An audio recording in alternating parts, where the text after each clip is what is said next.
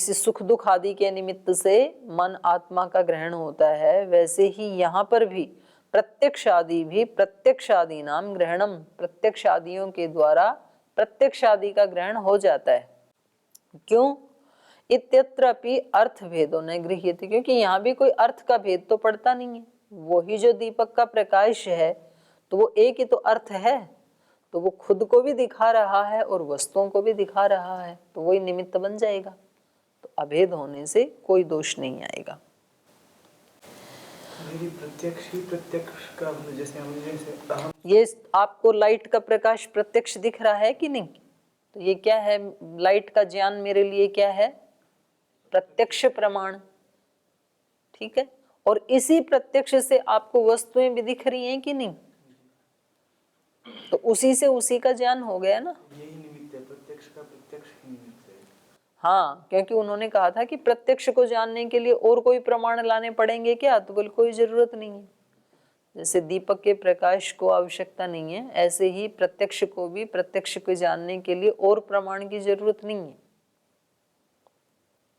भाई ये मेरे को दिख रहा है ना पेड़ प्रत्यक्ष, तो कोई कहे कि आपको ये प्रत्यक्ष दिख रहा है, इसका कोई प्रमाण दो, तो क्या कहोगे?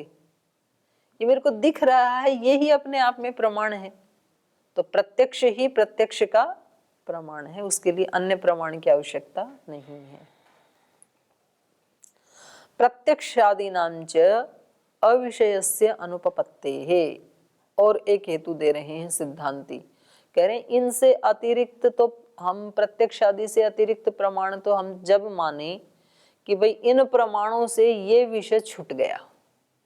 जो 4 प्रमाण थे ना, इनसे इतने विषय तो हमने जान लिए प्रत्यक्ष, अनुमान, उपमान और शब्द प्रमाण से, लेकिन ये एक विषयों का समूह ऐसा है जो इन चारों में से किसी के भी अंतर्गत नहीं आएगा।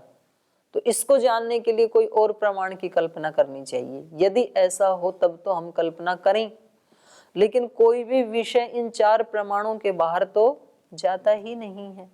प्रत्यक्षादीनां च अविषयस्य अनुपपत्तेः, जो प्रत्यक्ष आदि का विषय ना बने, प्रत्यक्ष आदियों के लिए जो अविषय हो, ऐसे विषय की अनुपपत्ति होने से। यदि स्यात् किंचित अर्थ जातम प्रत्यक्षादीनाम अविषयः, यदि कोई ऐसा विषय हो, कोई ऐसा पदार्थ हो जो प्रत्यक्ष आदियों का विषय न बनता हो, यत प्रत्यक्ष आदि भी न शक्यम ग्रहीतुम, जिसको प्रत्यक्ष आदि प्रमाणों से हम ग्रहण न कर सकते हो, तो तस्य ग्रहणाय, तो फिर उसका ग्रहण करने के लिए तो प्रमाणांतरम उपादीयेत, तब तो हम कोई और प्रमाणांतर माने, 5वां प्रमाण भी माने। तत्तु न शक्यम केनचित, लेकिन ऐसा तो कभी भी हो नहीं सकता है कि कोई विषय इन प्रत्यक्ष आदि 4 प्रमाणों के बाहर जाए। तत्तु न शक्यम केनचित उपपादयितुम इति, तो ऐसा कोई दिखा नहीं सकता है विषय, कोई व्यक्ति कोई ऐसा विषय नहीं दिखा सकता है जो इन 4 के बाहर जाता हो। तो इसी में जब सब आ जाता है, सारा हमारा काम चल जाता है, तो हम व्यर्थ में इसके बाहर की कल्पना क्यों करें?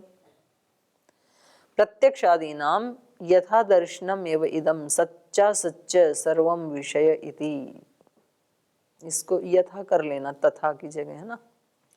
प्रत्यक्षादीनाम, वैसे तथा भी चल सकता है, कोई बात नहीं। प्रत्यक्षादीनाम यथा दर्शनम एव इदम, तो करें ये जो प्रत्यक्ष आदि हैं इनका भी यथा दर्शनम एवं इदम, सच्चा सच्च, सत और असत, सर्वम विषय, चाहे वो सत विषय हैं या असत विषय हैं। सत मतलब अभिव्यक्त और असत मतलब जो सूक्ष्म विषय हैं, तो उन सब का ज्ञान किससे हो जाएगा? इन चारों में से किसी न किसी से हो ही जाएगा, कोई भी विषय बचेगा नहीं। केचित् तो दृष्टान्तम अपरिगृहीतम हेतुना विशेष हेतु अंतरेण साध्य साधनाय उपाददते। अब ये कह रहे हैं कि भाई देखो, आप जो है ना, के चित्तु, कोई व्यक्ति दृष्टांतम अपरिगृहीतम, दृष्टांत का ग्रहण किए बिना ही हेतु दे देता है। दृष्टांतम अपरिगृहीतम हेतुना, दृष्टांत के द्वारा, अपरिगृहित हेतु के द्वारा। हेतु कैसा होना चाहिए? दृष्टांत से परिगृहित, क्योंकि हेतु का लक्षण क्या बताया? दृष्टांतम उदाहरण साधर्म्यात् साध्य साधनम हेतु। तो करें ये, अगर कोई व्यक्ति दृष्टांत को परिगृहित किए बिना, दृष्टांत को लाए बिना ऐसा कोई हेतु दे देता है तो वो हेतु कैसा हो जाएगा? विशेष हेतुम अंतरेण, माने विशेष हेतु नहीं होगा ना, फिर वो तो हेत्वाभास जैसे हो जाएगा। तो दृष्टांतम अपरिगृहितम हेतुना, इसी को ही आगे खोल के बताया, विशेष हेतुम अंतरेण। अगर कोई व्यक्ति बिना विशेष हेतु दिए साध्य साधनाय उपाददते, अपने साध्य के साधन के लिए उपस्थित होता है, उसको ग्रहण करना चाहता है, तो फिर उसको ठीक नहीं माना जाएगा उसकी प्रतिज्ञा को। मतलब उसने हेतु तो कोई दिया नहीं और सीधी अपनी बात कह दी, तो बिना हेतु के बोले उसको ठीक नहीं माना जाएगा। जैसे कि यहाँ इन्होंने क्या किया, यथा प्रदीप प्रकाशः प्रदीपांतर प्रकाशम अंतरेण गृह्यते तथा प्रमाणानि प्रमाणांतरम अंतरेण गृह्यन्ते इति। यहाँ पर क्या कह दिया सिद्धांती ने कि जैसे दीपक का प्रकाश बिना किसी दूसरे दीपक के प्रकाश के गृहीत हो जाता है, ऐसे ही प्रमाण भी बिना किसी अन्य प्रमाण के गृहीत हो जाएंगे। तो ये तो दृष्टांत है ना दीपक का प्रकाश, तो ना तो इसमें कोई प्रतिज्ञा है, ना इसका कोई विशेष हेतु दिया कि ऐसा क्यों हो जाएगा। तो केवल दृष्टांत को लेकर के विशेष हेतु के बिना अपने साध्य की सिद्धि करना चाह रहे हैं, ये उसको साधन बनाना चाह रहे हैं और उससे फिर प्रमाण की सिद्धि करना चाह रहे हैं। तो ये दोष दिखा रहे हैं पूर्व पक्षी। तो कह रहे हैं इस प्रकार करने से सच अयम, तो वह यह बिना विशेष हेतु के आपका जो कथन है ये क्वचित निवृत्ति दर्शनात्, अदर्शनात् निवृत्ति दर्शनाच्च क्वचित अनेकांतः। तो यहाँ पर ऐसे करो, क्वचित निवृत्ति दर्शनात् अनिवृत्ति दर्शनाच्च क्वचित, यहाँ पर अल्प विराम लगा लो, अनेकांतः, दूसरा जो लास्ट वाला क्वचित है उसके बाद अल्प विराम लगा लो। ये कह रहे हैं क्वचित निवृत्ति दर्शनात्, बोले कहीं तो विशेष हेतु की प्रमाणांतर की निवृत्ति देखी जाती है और क्वचित अनिवृत्ति दर्शनाच्च, और कहीं अनिवृत्ति देखी जाती है। निवृत्ति कहाँ देखी जाती है? दीपक के प्रकाश में, वहां दूसरे दीपक की आवश्यकता नहीं है। और अनिवृत्ति कहाँ देखी जाती है? घटपट आदि में। घटपट आदि को घटपट आदि से नहीं देख सकते, उसके लिए दूसरा प्रमाण लाना पड़ेगा ना, दीपक लाना पड़ेगा। तो कह रहे हैं कहीं तो इसकी निवृत्ति देखी जाती है, कहीं तो निवृत्ति नहीं देखी जाती है। और जो चीज कहीं हो कहीं ना हो उसको क्या कहते हैं? अनेकांत, व्यभिचारी। तो बोले तो अनेकांत दोष आ जाएगा इसमें। यथाच अयम प्रसंगो निवृत्ति दर्शनात् प्रमाण साधन उपादीयते एवं प्रमेय साधन अपि उपादेयो अविशेष हेतुत्वात्। कह रहे हैं जैसे ये प्रसंग चल रहा है निवृत्ति दर्शनात्, निवृत्ति देखे जाने से, कहाँ? प्रदीप प्रकाश में। प्रदीप प्रकाश में दूसरे दीपक की निवृत्ति देखे जाने से, दूसरे किसी प्रमाण की निवृत्ति देखे जाने से प्रमाण साधनाय उपादीयते, प्रमाण के साधन के लिए ये उदाहरण प्रस्तुत किया जा रहा है। एवं ऐसे ही प्रमेय साधनाय अपि उपादेयो, तो फिर तो प्रमेय के लिए भी ये साधन अपना लेना चाहिए कि बिना ही प्रमाण के, अर्थात प्रमाण की निवृत्ति होने से प्रमेय की भी सिद्धि हो जाती है। अविशेष हेतुत्वात्, क्योंकि दोनों में कोई विशेष हेतु तो है नहीं कि वो तो प्रमाण तो बिना प्रमाण के सिद्ध हो जाएगा और प्रमेय बिना प्रमाण के सिद्ध नहीं होगा, ऐसा कोई विशेष हेतु तो है नहीं। यथाच स्थाल्यादि रूप ग्रहणे प्रदीप प्रकाश प्रमेय साधनाय उपादीयते, जैसे स्थाली आदि का रूप ग्रहण करने के लिए, घटपट आदि का रूप ग्रहण करने के लिए प्रदीप प्रकाश क्या है? साधन है। प्रमेय साधनाय, घटपट आदि जो प्रमेय हैं उनकी सिद्धि करने के लिए उपादीयते प्रस्तुत किया जाता है। एवं ऐसे प्रमाण साधनाय अपि उपादेयो, तो वैसे ही प्रमाण को सिद्ध करने के लिए भी दूसरा प्रमाण होना चाहिए। क्यों? विशेष हेतुत्व अभावात, विशेष हेतु का अभाव होने से। कोई विशेष हेतु तो है नहीं इसमें कि वहां तो हो जाएगा, यहाँ नहीं होगा। सोयम विशेष हेतु परिग्रहम अंतरेण दृष्टान्ते एकस्मिन् पक्षे उपादेयो न प्रत्यक्ष इति अनेकांत। तो कह रहे हैं जो व्यक्ति बिना किसी विशेष हेतु का परिग्रह किए, माने बिना कोई विशेष हेतु दिए, केवल दृष्टांत में, दृष्टांते एकस्मिन् पक्षे उपादेयो, केवल दृष्टांत दे करके और एक पक्ष को उपादेय बना लेता है, न प्रतिपक्ष इति, उसका कोई हेतु आदि दे करके कोई प्रतिपक्ष खड़ा करके फिर उसको सिद्ध नहीं करता है। तो बोले फिर तो ये कहीं होता है निवृत्ति, कहीं नहीं होती है, ये तो क्या हो गया? अनेकांत हो गया ये तो उसका उत्तर दे रहे हैं, एकस्मिश्च पक्षे दृष्टांत उपादेयो न प्रतिपक्षे दृष्टांत इति अनेकांतो विशेष हेतु अभावात इति। एक पक्ष में दिया हुआ जो उपादेय दृष्टांत है, न प्रतिपक्षे दृष्टांत, प्रतिपक्ष में तो दृष्टांत नहीं बनेगा, इति अनेकांतो, इसलिए ये आपका पक्ष क्या है? अनेकांत है। कहीं प्रमाण की निवृत्ति देखी जाती है, कहीं नहीं देखी जाती है। तो इसलिए विशेष हेतु का अभाव होने से वहां कोई विशेष हेतु आपने दिया नहीं, तो ये आपका अनेकांत पक्ष में चला जाएगा। विशेष हेतु परिग्रहे सति उपसंहाराभ्याम अनुज्ञानात् अप्रतिषेधः। तो कह रहे हैं विशेष हेतु का परिग्रह होने पर, विशेष हेतु का कथन करने पर ही उपसंहार अभ्यनुज्ञानात्, उपसंहार का स्वीकृति होने से अप्रतिषेधः, आप ये प्रमाणांतर का प्रतिषेध नहीं कर सकते, माने प्रमाणांतर आपको मानना ही पड़ेगा, क्योंकि इन्होंने प्रमाणांतर का प्रतिषेध किस को लेकर के कर दिया? प्रदीप प्रकाश को, एक पक्ष को लेकर के कर दिया। तो बोले दूसरा पक्ष भी तो है, घटपट आदि, तो घटपट आदि से नहीं दिखते हैं ना, तो ये तो आपका पक्ष अनेकांत होने से खंडित हो गया। तो इसलिए आप ये नहीं कह सकते हैं कि प्रत्यक्ष आदि से ही सिद्धि हो जाएगी, प्रमाणांतर की आवश्यकता नहीं है। तो इसलिए कहा अप्रतिषेध है, आप उसका प्रतिषेध नहीं कर सकते हैं। अब ये जो था ना विशेष हेतु परिग्रहे सति, यहाँ से लेकर के और प्रतिषेध तक, ये वार्तिक है, तो इसको कोष्ठक में डाल लीजिए और नीचे इसको खोल रहे हैं, ये उसी को नीचे खोल के बता रहे हैं। विशेष हेतु परिगृहीतस्तु दृष्टांत एकस्मिन् पक्षे उपसंह्रियमाण न शक्यो अननुज्ञातुम।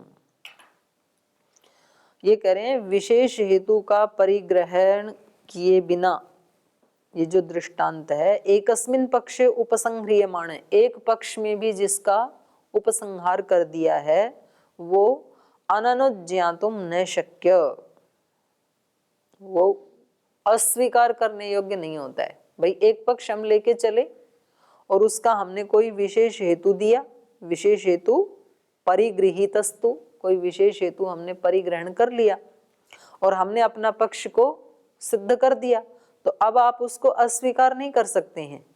एवं च सति अनेकांत इति अयम प्रतिषेधो न भवति, इसलिए आप ये कह करके कि ये अनेकांत है, हमारे इस पक्ष का प्रतिषेध नहीं कर सकते हैं। ये सिद्धांति की पंक्तियां हैं, क्योंकि पूर्व पक्षी ने तो इसको अनेकांत घोषित कर दिया था। ये कहते हैं कि भाई जब हमने अपना एक पक्ष उदाहरण दे करके और उसका उपसंहार कर दिया, तो अब आप उसको अस्वीकार नहीं कर सकते हैं, हमारा पक्ष तो सिद्ध हो ही गया।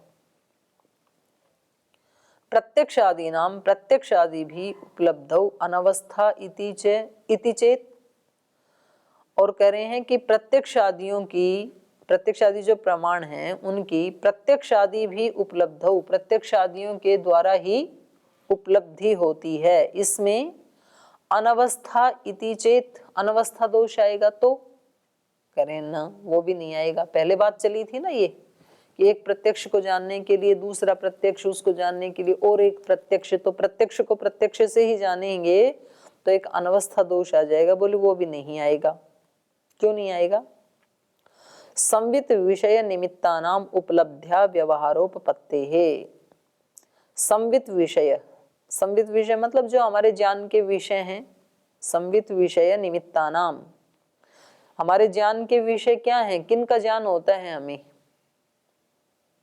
ज्ञान के विषय क्या है? हमें किस चीज का ज्ञान होता है? घटपट आदि, यही तो ज्ञान के विषय हैं। तो संवित विषय निमित्तानाम, जो ज्ञान के विषय हैं घटपट आदि, तो उनके कारणों की, निमित्तानाम उपलब्ध्या व्यवहारोपपत्ति, तो उनकी उपलब्धि से, उनके ज्ञान से ही तो व्यवहार की उपपत्ति होती है। हम क्या बोलते हैं? प्रत्यक्षेण अर्थम उपलभे, मैं प्रत्यक्ष से इस चीज को जानता हूं। अनुमानेन अर्थम उपलभे, उपमानेन अर्थम उपलभे, आगमेन अर्थम उपलभे इति। या हम क्या कहते हैं? प्रत्यक्षम में ज्ञानम, मेरा ज्ञान कैसा है? प्रत्यक्ष ज्ञान है मेरा। आनुमानिकम में ज्ञानम, मेरा ज्ञान आनुमानिक है। आगमिकम में ज्ञानम, ये मैं की जगह मैं कर लो, बिंदी को काट दो। आगमिकम में ज्ञानम इति संवित विषय संवित निमित्तम च उपलभमानस्य। तो कह रहे हैं ये जो ज्ञान का विषय और ज्ञान का जो निमित्त है, उस निमित्त है, उसको उपलभमानस्य, इसको जो व्यक्ति प्राप्त होता है उसी व्यक्ति के धर्मार्थ सुख अपवर्ग प्रयोजन, उसी के ही धर्म अर्थ सुख और अपवर्ग मोक्ष ये सिद्ध होते हैं प्रयोजन।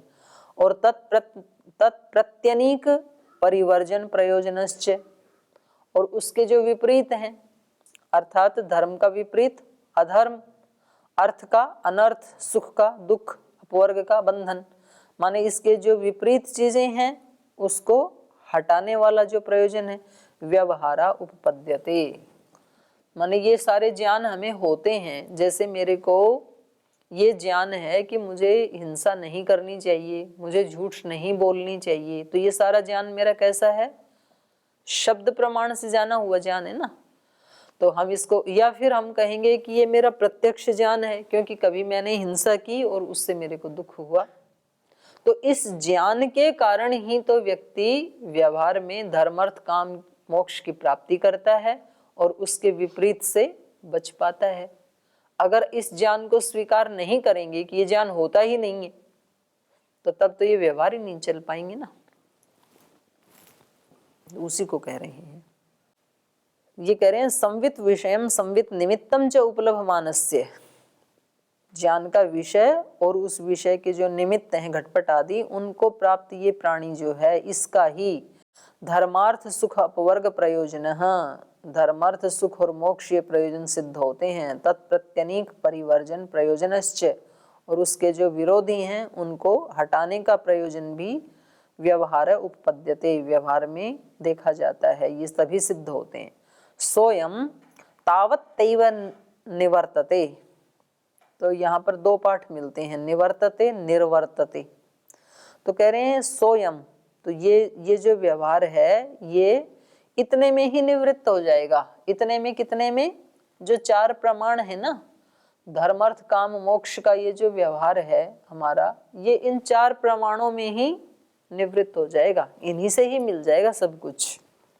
और या फिर निर्वर्तते कहेंगे तो ये व्यवहार इन चारों में ही उत्पन्न हो जाएगा, मोक्ष की प्राप्ति और उसके विपरीत का परिवर्जन। न च अस्ति व्यवहारांतरम अनवस्था साधनीयम येन प्रयुक्तो अनवस्थाम उपाददीत इति।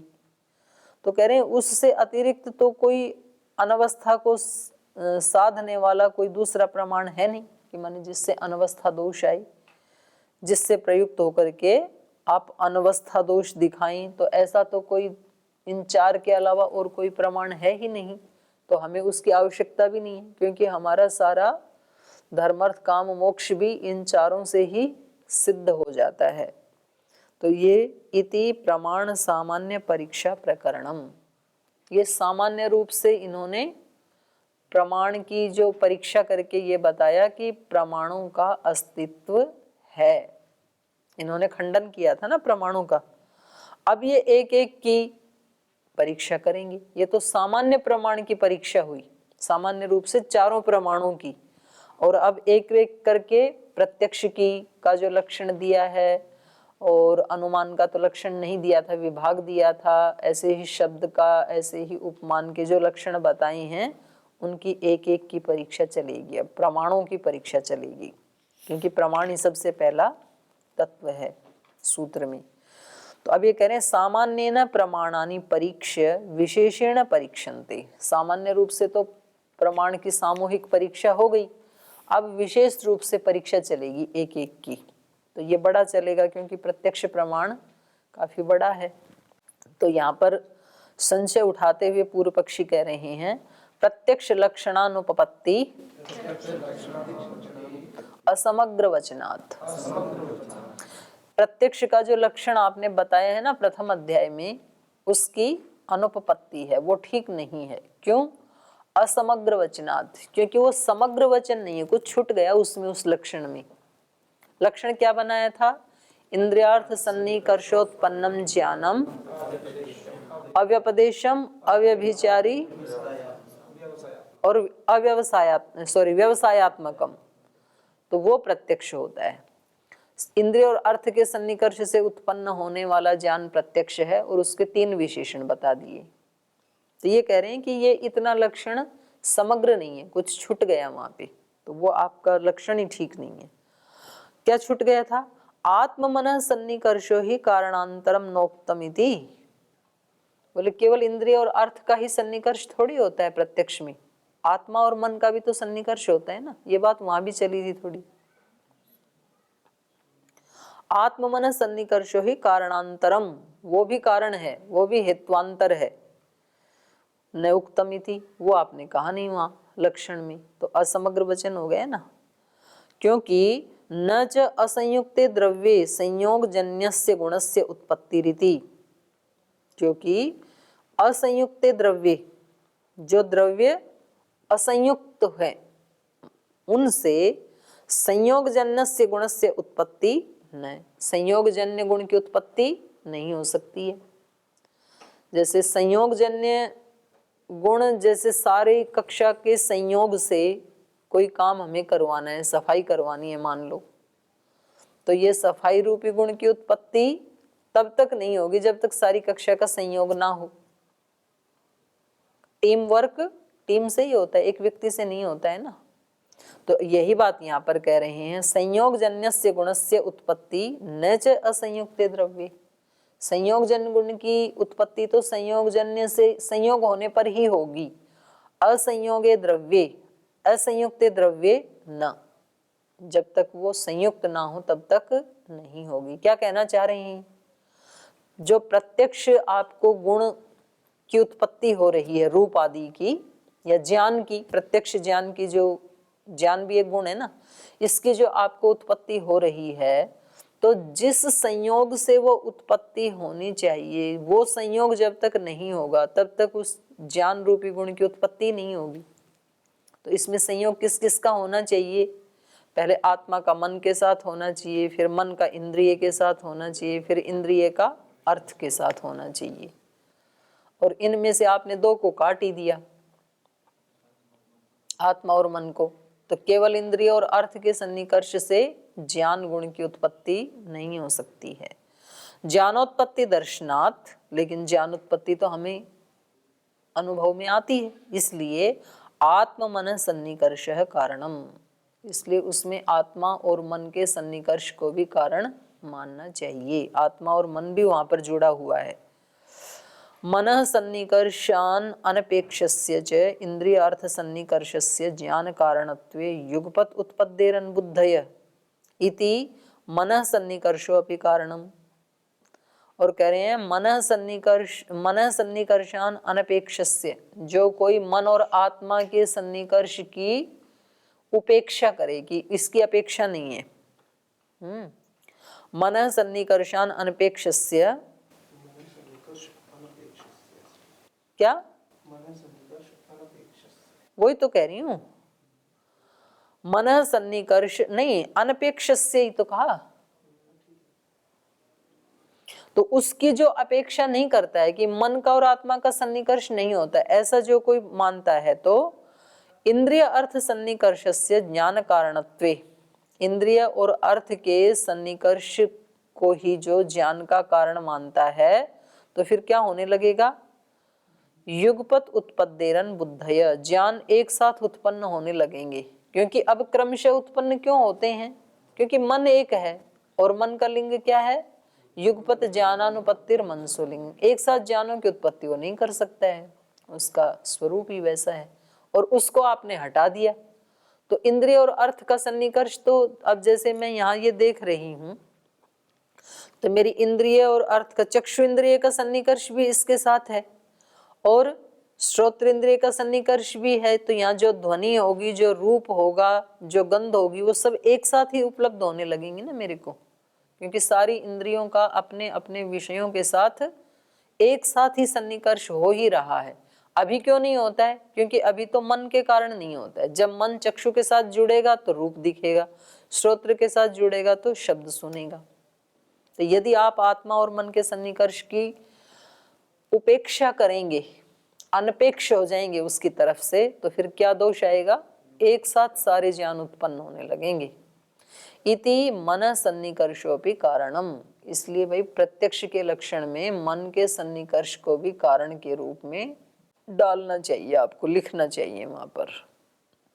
तदिदम सूत्रम पुरस्तात् कृत भाष्यम, ये जो अगला सूत्र आ रहा है ना, उसका भाष्य पहले कर दिया इन्होंने, सूत्र आगे आ रहा है। सूत्र है न आत्म मनसो सन्निकर्षा भावे प्रत्यक्षोत्पत्ति ही, आत्मा और मन के सन्निकर्ष का अभाव होने से प्रत्यक्ष की उत्पत्ति नहीं हो सकती है, मतलब वो मानना ही पड़ेगा। तो इसका भाष्य पहले ही बता दिया। आत्म मनसो सन्निकर्ष अभावे, आत्मा और मन के सन्निकर्ष के अभाव में नोत्पद्यते प्रत्यक्षम, प्रत्यक्ष ज्ञान की उत्पत्ति नहीं हो सकती है। इंद्रियार्थ सन्निकर्ष अभाववत इति, क्योंकि इंद्रिय और अर्थ का सन्निकर्ष जो है वो तो मन के बिना ना जैसे है, अभाव जैसे ही है वो तो। सतीच इंद्रियार्थ सन्निकर्षे ज्ञानोत्पत्ति दर्शनात् कारण भावम ब्रुवत, तो कह रहे हैं कि इंद्रिय और अर्थ का सन्निकर्ष होने से ज्ञान की उत्पत्ति देखी जाती है। ऐसे इंद्रिय और अर्थ के सन्निकर्ष को ही कारण मानते हुए, ऐसा बोलते हुए मध्यस्थ व्यक्ति कह रहा है, एक बीच वाला व्यक्ति है ये क्या कह रहा है? दिग्देश कालेषु अपि एवं प्रसंगः, कालेष्वपि एवं प्रसंग। ये मतलब दो व्यक्ति बात कर रहे थे कि भाई प्रत्यक्ष में क्या क्या कारण बनेंगे, तो ये तीसरा बीच में खड़ा है। वो बोले जब आप आत्मा और मन के संयोग को इसमें कारण मानते हो, तो भाई दिग्देश काल को भी तो मानो, क्योंकि वो भी तो है ना वहां पे। तो ये मध्यस्थ है। दिगादिषु सत्सु ज्ञान भावा तान्यपि कारणानि इति, क्योंकि दिक् देश आदि के होने पर ही ज्ञान का भाव है, माने किसी न किसी देश में, किसी न किसी काल में होता है ना ज्ञान, तो इसलिए उनको भी कारण मानो। अकारण भावे अपि ज्ञानोत्पत्ति दिगादि सन्निधे अवर्जनीयत्वात्, क्योंकि यद्यपि आपने इनको कारण नहीं माना, अकारण भावे भी, यद्यपि इस तरह से तो कारण नहीं है वो जैसे आपने कारण गिनाए हैं, लेकिन अकारण भाव होने पर भी ज्ञानोत्पत्ति, जो ज्ञान की उत्पत्ति होती है, वो दिगादि सन्निधे अवर्जनीयत्वात्, उसमें दिगादि की सन्निधि होती है, इसका आप वर्जन नहीं कर सकते, मनाही नहीं कर सकते हैं, माने उनकी जो सन्निधि है वो अवर्जनीय है। यदाप्य कारणम दिगादीनि ज्ञानोत्पत्तौ, कह रहे हैं कि यद्यपि ये दिगादि हैं, ये ज्ञान की उत्पत्ति में कारण हैं, तदापि सत्सु दिगादिषु ज्ञानेन भवितव्यम, यद्यपि आपने कारण तो नहीं माना, यदाप्य अकारणम दिगादीनि, कारण नहीं माना आपने, लेकिन फिर भी सत्सु दिगादिषु ज्ञानेन भवितव्यम, दिशादियों के होने पर ही ज्ञान उत्पन्न होता है। न ही दिगादीनाम सन्निधि शक्य परिवर्जयितुम इति, इसलिए दिशा आदि की सन्निधि का परिवर्जन नहीं कर सकते हैं। तत्र कारण भावे हेतु वचनम एतस्माद् हेतु दिगादीनि ज्ञान कारणानि इति। तो बोले आप ये इनका कारण मान रहे हो तो इसमें हेतु भी तो दे दो कि भाई कारण कौन होता है। कारण वो होता है जिसके होने पर जो हो, न होने पर ना हो। तो दिशा आदि के होने पर तो ज्ञान हो और दिशा आदि के न होने पर ज्ञान न हो, तो ऐसा कभी होगा ही नहीं, क्योंकि दिग आदि क्या है, नित्य हैं। तो कभी भी आप ऐसा नहीं कर सकते कि दिशा आदि को आप हटा दें। जैसे घड़े में होता है ना, मिट्टी के होने से घड़ा बनेगा, मिट्टी के न होने से घड़ा नहीं बनेगा। तो मिट्टी को तो हटाया जा सकता है, लेकिन दिशा आदि को तो आप हटा सकते ही नहीं। तो ये अन्वय और व्याप्ति दोनों तरफ से देखा जाता है ना कारण। तो यहाँ अन्वय तो है लेकिन व्याप्ति तो है ही नहीं, तो इसलिए ये दोष आ जाएगा। तो ये बात इसकी मध्यस्थ वाले की तो कट गई। तो ये कह रहे हैं आत्म मन सन्निकर्षस्तु तर्हि उपसंख्येय इति। तो चलो दिशा आदि को नहीं मान रहे तो मत मानो भाई हमारी बात को, पर आत्मा और मन के सन्निकर्ष को तो उसमें लक्षण में गिनो, उसको तो गिनना ही चाहिए। तो इसका जो उत्तर देंगे ये फिर कल पढ़ेंगे। आज यहीं विराम लेते हैं।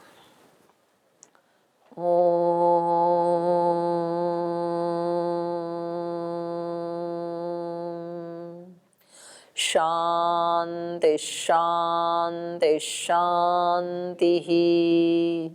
श्री गुरुभ्यो नमः।